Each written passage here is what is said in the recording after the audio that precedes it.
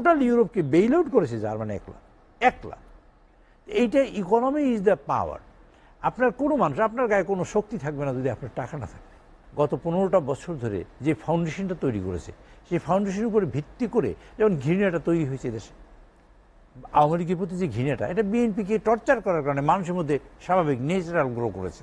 সাহিত্যিক, সাংবাদিক, বুদ্ধিজীবী তারা এখানে সংগঠিত হবেন, প্লাস এই দেশে ফাইন্যান্থ্রপিস্ট, প্লাস বুদ্ধা মানুষরা, জ্ঞানী মানুষরা সেখানে আশা জায়গা নিয়ে যে একটি অবস্থা তৈরি হয়েছে, সেখান থেকে আসলে আমাদের অভ্যন্তরীণ যে শান্তি শৃঙ্খলা, স্থিতিশীলতা রক্ষা, নানা বিষয় চ্যালেঞ্জ আছে। আপনি জানেন অর্থনীতিতে একটি পাহাড় সম চ্যালেঞ্জ আছে, সেগুলো আসলে আমাদের অতিক্রম করা কতটা দুরূহ বা কঠিন মনে করেন? একটা বিষয় আপনার দিকে খেয়াল রাখবেন বা বলুন, বুঝবেন, সেটা হলো যেন ভাই ব্যবসা করেন বিটিএমএতে। তো এই মানুষটাই এখন থেকে 1 মাস আগে হতাশ ছিল। এই মানুষটাই, সেই মানুষটা এখন বলছেন যে একটা আশাও দেখতেছেন, মানুষের মধ্যে আশা দেখেছে। এটি হলো প্রথম কাজ। মানুষের হতাশাটা কেটেছে, আশাটা দেখেছে। আশাটা দেখেছে সামনে প্রফেসর ইউনূসকে দেখে। প্রফেসর ইউনূসকে সারা পৃথিবীর মানুষ সম্মান করে, এবং প্রফেসর ইউনূস নিজে অর্থনীতিবিদ। তো প্রফেসর ইউনূসের সম্মানের কারণে, তার অর্থনীতিবিদ হওয়ার কারণে তিনি অর্থ বিষয়টা ভালো বুঝবেন আর 10টা মানুষের তুলনায়। আমি এক্স আর একজন ওয়াই, অথবা আমি টাকা ছাপিয়ে মানে সরকারের সাহায্য করব, সেই লোক না, যিনি অর্থনীতি রিয়েল সেন্সে বুঝেন। যে কারণে রেমিটেন্স আসছে সরকারি চ্যানেলে বা ব্যাংকের মাধ্যমে।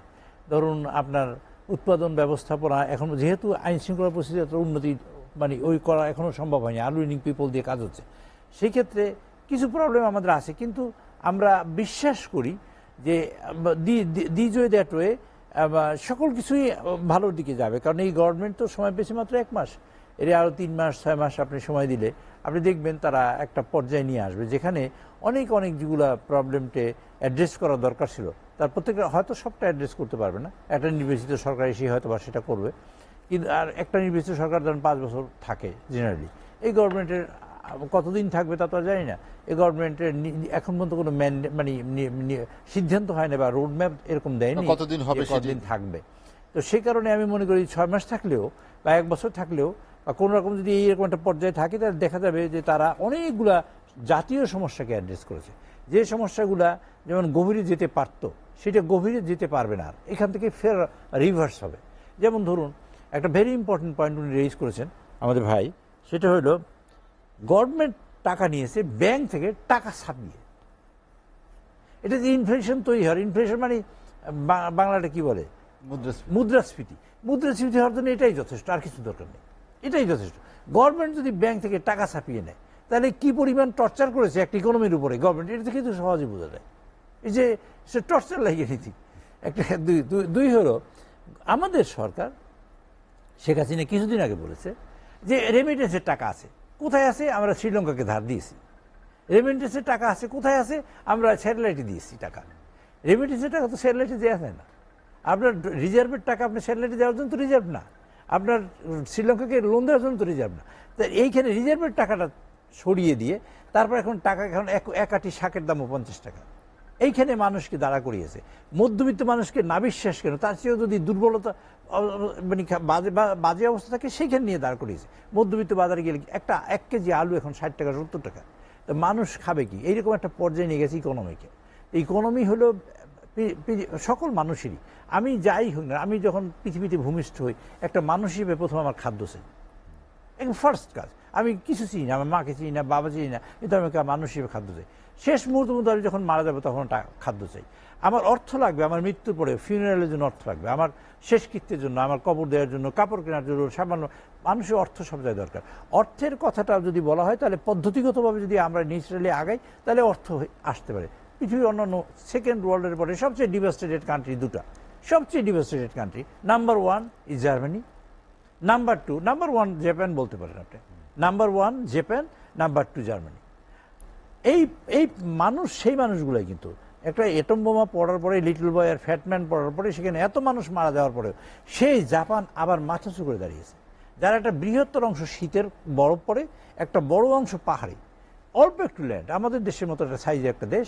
সেই দেশ পৃথিবীর এই মাত্র কয়েকদিন আগে পৃথিবীর 2nd largest economy in the world, second largest economy in the world. Germany এই যে বছর তিনেক আগে যে টোটাল ইউরোপকে বেইল আউট করেছে জার্মানি একলা। এইটা ইকোনমি ইজ দ্য পাওয়ার। আপনার কোনো মানুষ, আপনার গায়ে কোনো শক্তি থাকবে না যদি আপনার টাকা না থাকে। ইভেন আপনার স্ত্রী বা আপনার সন্তান আপনার কথা শুনতে চাইবে না যদি আপনার অর্থ না থাকে। যে অর্থ হইল ব্যাকবোন একটা দেশের একটা মানুষ, সকল মানুষের পৃথিবীতে। তো অর্থ, একটা কথা আমি গল্প বলি, একটা মায়ের দুটো সন্তান আছে। একটা সন্তান খুবই নামাজি পরহেজগার, আর একটা সন্তান মানে ডাকাত ধরেন। এখন নামাজি মানুষটা বা মাকে একবেলা ভাত খাওয়াতে পারে না, সে গরিব। আর ডাকাত লোকটা মাকে ভাত খাওয়াতে পারে, কাপড় দিতে পারে, বা একটা জায়নামাজ কিনতে পারে। আর মা নামাজ পড়ে দোয়া করে কার জন্য? ডাকাতের জন্য দোয়া করে যে আল্লাহ আমার ডাকাতটা যেন ভালো থাকে। মানুষের অর্থের কাছে মানুষ ঋণী, সব মানুষই। ভাত খেতে হবে, ঘরের মধ্যে থাকতে হবে, কাপড় পরতে হবে, লেখাপড়া করতে হবে, রাস্তায় বেরোতে হবে, এর সব কিছুর সাথে অর্থ রিলেটেড। এই গ্লাসটার সাথে অর্থ রিলেটেড। কাজে অর্থ সংক্রান্ত বিষয়ে যদি আমাদের বাঁচতে হয় তাহলে আমাদের মানুষকে সুশিক্ষিত করতে হবে, আমাদের অর্থ আসতে পারে তার রাস্তাগুলো পরিষ্কার করতে হবে, ইনফ্রাস্ট্রাকচার তৈরি করে দিতে হবে। ব্যবসায়ীদেরও মেইন মানে কম্পোনেন্ট অফ দ্য কান্ট্রি, একটা মেইন কম্পোনেন্ট ব্যবসায়ীরা।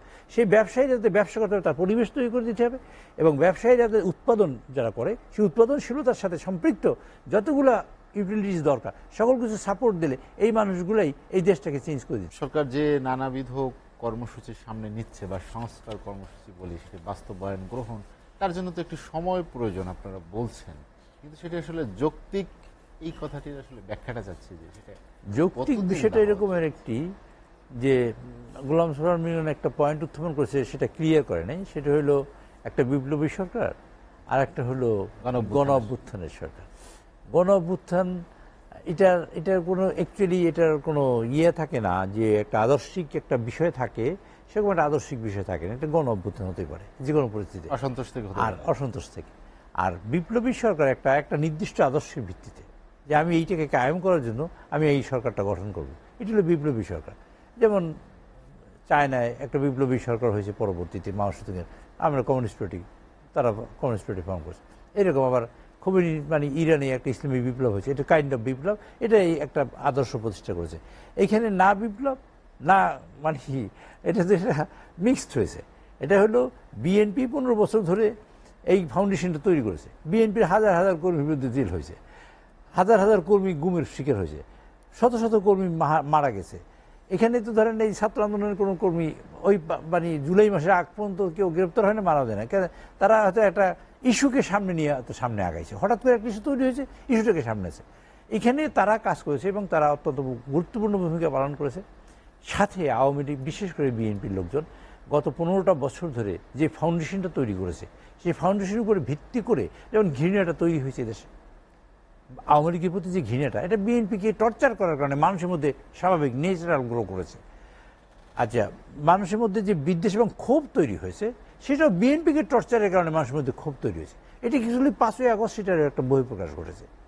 এই বহিঃপ্রকাশ ঘটে এই গভর্নমেন্টের, আমি মনে করি যে কোনো একটা গভর্নমেন্ট নির্বাচিত হওয়াটা না হলে এইটা নিয়ে এবার কোশ্চেন হবে একটা সময়। কারণ নির্দিষ্ট কোনো বিষয় নিয়ে তো তারা আগায় নাই কোনো একটা আদর্শ বিল্ড আপ করার জন্য। আদর্শ যদি বলি আমরা একটা ইসলামী আদর্শ হতে পারে, আদর্শ বলে একটা কমিউনিজমের আদর্শ হতে পারে, আমরা সোশ্যালিজমের আদর্শ হতে পারে, অথবা আমরা আর যে কোনো একটা বিষয়ে আদর্শ হতে পারে। এরকম পার্টিকুলার কোনো আদর্শে এরা বিশ্বাস করেন, এটা মিক্সড আদর্শ। একটা মানে ধরেন সে বুর্জুয়া ইকোনমি যেটা আমরা বলি, ওয়েস্টার্ন ইকোনমি। আবার ধরেন কিছু মানুষ আছে ধরেন নানা জাতীয় একটা মিক্সড চিন্তা আছে। ফলে এরকম একটা গভর্নমেন্ট একটা সময় সার্টিন টাইমে গিয়ে খেয়ে হারিয়ে ফেলবে, এটা আমি ধারণা করি। কেন খেয়ে হারিয়ে ফেলবে? এই যে বলেন যে আমাদের সাপোর্ট, ইন্ডিভিজুয়াল আমরা সাপোর্ট দিতে পারি, একটা দলগতভাবে সাপোর্ট ইজ ভেরি ইম্পর্টেন্ট। এই গভর্নমেন্টের একটা পপুলার সাপোর্ট লাগবেই। এই পপুলার সাপোর্ট কিন্তু ছাত্রদের সাপোর্ট, একটা ছাত্রদের support is volatile support, is kind. কারণ ছাত্ররা কালকে ক্লাসে ফিরে যাবে, পরশুদিন ক্লাসে ফিরে যাবে, এরা সমাজ বিপ্লবের জন্য, সমাজ মানে গঠনের জন্য ভূমিকা রাখার সুযোগ পাইবে আরও অনেক পরে, নট নাও। কিন্তু সমাজ গঠনে ভূমিকা রাখার জন্য এখন যে গ্রুপটা আছে সেটা হলো পলিটিক্যাল পার্টি, এবং it is BNP. In that sense যদি আমরা বলি যে largest party in the country, বিএনপির একটা সাপোর্ট এই গভর্নমেন্টের দরকার। বিএনপি আবার চাইবে যে ইয়েস, এই গভর্নমেন্ট তো সব সংস্কার করতে পারবে না, সম্ভব না। সব সংস্কারের যেটা মূল সংস্কার, যেমন ভয়ের কালচারটা থেকে বেরিয়ে আসা, গুমের কালচার থেকে বেরিয়ে আসা, খুনের কালচার থেকে বেরিয়ে আসা, আইনের শাসন প্রতিষ্ঠা করা, বিচার বিভাগকে প্রতিষ্ঠা করা, এই যে ইলেকশন কমিশনকে হাত দেওয়া, নির্বাচনটা যাতে সুষ্ঠু হয়, এই কার্যক্রমগুলো অ্যাটলিস্ট গণতান্ত্রিক ভিত্তির প্রতিষ্ঠানগুলো যেগুলো ভিত্তি করে গণতন্ত্র দাঁড়াবে সেই কার্যক্রমগুলো করা। গণতন্ত্রহীন একটা দেশ যদি আমরা হই, একটা পর্যায়ে আমাদের বিরুদ্ধে আবার একটা তকমা তৈরি হবে। আমি মনে করি একটা যৌক্তিক সময়ের মধ্যে এই সরকার একটা রোডম্যাপ তৈরি করুক, যে রোডম্যাপ দিয়ে যেন একটা গণতান্ত্রিক সরকারের হাতে গম দিয়ে যেতে পারে। তারেক রহমান খুব সঠিকভাবে গতকাল কি বলেছেন যে এর আগেও বলেছেন 2 টার্মের বেশি কেউ প্রধানমন্ত্রী হবে না। পাকিস্তান, আমেরিকা আছে 2 টার্মের বেশি কেউ প্রেসিডেন্ট হয় না। এটা একটা কিন্তু একটা ভালো পজিটিভ দিক। তিনি আরও একটা কথা বলেছেন যে 2 টার্মে প্রধানমন্ত্রী মানে হওয়াটা এটা একটা দিক, আর একটা দিক ভেরি গুরুত্বপূর্ণ বলেছেন যে না 3টে কথা বলেছেন। একটা দ্বিকক্ষ বিশিষ্ট পার্লামেন্ট করবেন, একটা উচ্চ থাকবে, কক্ষ থাকবে, সেখানে পেশাজীবী, সাহিত্যিক, সাংবাদিক, বুদ্ধিজীবী তারা এখানে সংগঠিত হবেন, প্লাস এই দেশে ফাইন্যান্থ্রপিস্ট, প্লাস বুদ্ধা মানুষরা, জ্ঞানী মানুষরা সেখানে সমবেত হবে। আরেকটা কথা বলেছেন, আমরা তত্ত্বাবধায়ক সরকারের জন্য এই আন্দোলন করেছি, তত্ত্বাবধায়ক সরকারে আমরা সংবিধানে প্রতিষ্ঠিত করব তত্ত্বাবধায়ক, এবং এটা কিন্তু একটা সদিচ্ছার বহিঃপ্রকাশ। সদিচ্ছা না হলে এই কথাটা কেউ বলে না। তত্ত্বাবধায়ক সরকারকে কিন্তু সাজেদা চৌধুরী এবং বাবু সুরেন্দ্র সেনগুপ্ত বাবু তারা কিন্তু তত্ত্বাবধায়ক সরকারের প্রস্তাব নিয়েই শেখ হাসিনার কাছে গিয়েছিলেন সংবিধান সংশোধন করে। সংবিধান সেখানে শেখ হাসিনা নিজে কেটেছেন, অন্য কেউ না। নিজে কেটেছেন, কার ভিত্তিতে কেন কেটেছেন সেটা। আমি মনে করি এই 3টে প্রস্তাবের মধ্যে যে একটা সদিচ্ছা আছে, এই সদিচ্ছাটা বাস্তবায়নের জন্য একটা নির্বাচন দরকার, এবং নির্বাচন করে নির্বাচিত প্রতিনিধি হাতে থাকলে তাদের কাছে এই রকমের মানুষরা যদি তারা পাশে থাকে, তাহলে হবে কি দেশটা সামনে যাওয়ার সুযোগ পাবে।